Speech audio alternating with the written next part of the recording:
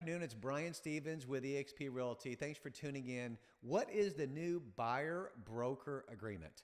I want to explain it in about a 3 or 4 minute video to give you an idea of what are the details about this. So in August of 2024, this took effect. Okay, so it's changed the real estate industry a little bit, but I've been doing this for 28 years, so there's always going to be changes. That's part of any type of business. But the key points are this. It is mandatory for all multiple listing users. So if you're using as a real estate agent the MLS system, multiple listing service, which we are and most agents are, it is mandatory. So per the new regulations, all real estate agents that are utilizing MLS must have a buyer-broker agreement signed with their clients.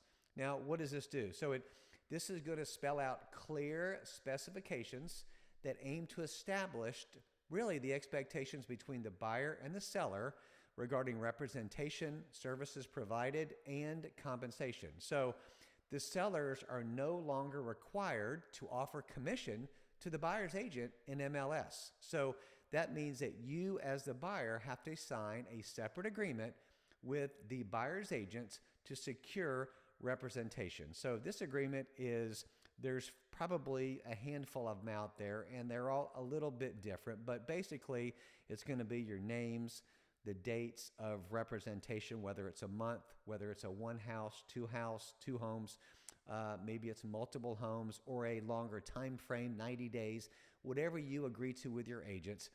It's going to have the agent duties, the seller duties, and your buyer compensation. Okay, so that'll all be spelled out and then signed, and that is the document that will be used to secure a representation relationship with the buyer's agent. And in this, what we're finding is that know two things about it. Number one, you as the buyer are obligated to pay your buyer agent that commission upon closing.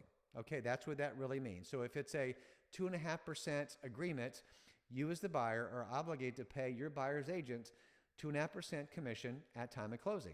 Now, what we also see happen is we see that the buyer's agent, right, is putting that in the offer price and negotiating that with the seller. So while it's not the seller's legal responsibility to pay that, this can be negotiated in the overall price and the structure of the offer. So I hope that gives you a little bit of an idea of what to expect.